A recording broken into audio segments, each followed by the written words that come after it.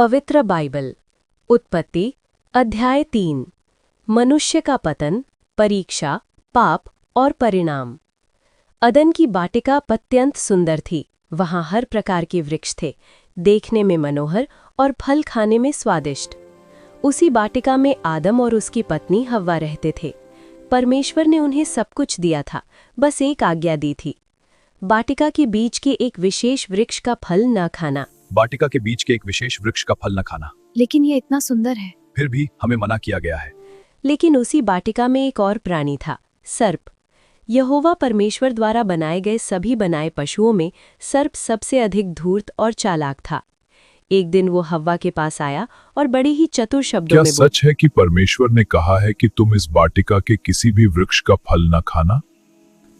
हव्वा ने उत्तर दिया, हम इस वाटिका के सब वृक्षों का फल खा सकते हैं, लेकिन जो वृक्ष वाटिका के बीच में है उसके फल के विषय में परमेश्वर ने कहा है कि न तो उसे खाना और न छूना, नहीं तो हम मर जाएंगे। तब सर्प ने हव्वा से कहा, तुम निश्चय नहीं मरोगी। परमेश्वर जानता है कि जिस दिन तुम उस फल को खाओगी उसी दिन तुम्हारी आंखें खुल जाएंगी। तुम भले बुरे का ज्ञान पाकर परमेश्वर के समान हो जाओगी। ये शब्द हव्वा के मन में घर कर गए। हव्वा ने उस वृक्ष की ओर देखा। फल खाने में अच्छा, देखने में मनभाव और बुद्धि देने के लिए चाहने योग्य था। उसने फल तोड़ा, खाया और फिर अपने पति आदम को भी दिया। आदम ने भी वो फल खा लिया। तुरंत ही उन दोनों की आंखें खुल गईं। उन्हें एहसास हुआ कि वे नंगे हैं। लज्जा और भय से उन्होंने अंजीर के पत्तों को जोड़ जोड़कर अपने लिए लंगोट बनाए। दिन के ठंडे समय जब यहोवा परमेश्वर वाटिका में टहल रहा था, आदम और हव्वा ने उसका शब्द सुना। वे डर गए और वृक्षों के बीच छिप गए। यहोवा परमेश्वर ने पुकार कर कहा, आदम, तू कहाँ है? आदम ने उत्तर दिया, मैं तेरा शब्द सुनकर डर गया, क्योंकि मैं नंगा था, इसलिए छिप गया। परमेश्वर ने किसने कहा, तुझे बताया कि तू नंगा है? क्या तूने उस वृक्ष का फल खाया है जिसे खाने से मैंने मना किया था? आदम बोला, जिस स्त्री को तूने मेरे संग रहने को दिया उसी ने मुझे फल दिया और मैंने खाया। तब परमेश्वर ने स्त्री से पूछा, तूने ये क्या किया? हव्वा बोली, सर्प ने मुझे बहका दिया, इसलिए मैंने खाया। तब यहोवा परमेश्वर ने सर्प से कहा, तू सब पशुओं से अधिक शापित होगा। तू पेट के बल चलेगा और जीवन भर मिट्टी चाटेगा। तेरे और स्त्री के बीच बैर होगा, उसका वंश तेरे सिर को कुचल डालेगा और तू उसकी एड़ी को डसेगा।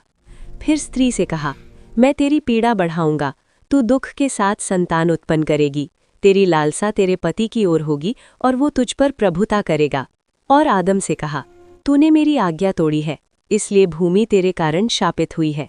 तू जीवन भर कठिन परिश्रम से भोजन पाएगा, कांटे और ऊंट कटारे उगेंगे।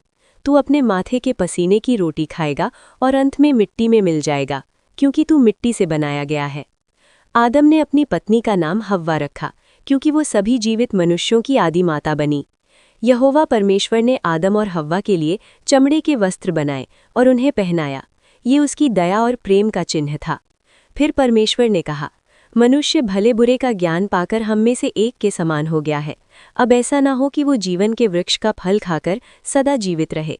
इसलिए यहोवा परमेश्वर ने आदम को अदन की वाटिका से बाहर निकाल दिया, ताकि वो उसी भूमि पर खेती करे जिससे वो बनाया गया था। वाटिका के पूर्व की ओर करूबों और चारों ओर घूमने वाली ज्वालामयी तलवार नियुक्त की गई, ताकि जीवन के वृक्ष की रक्षा हो।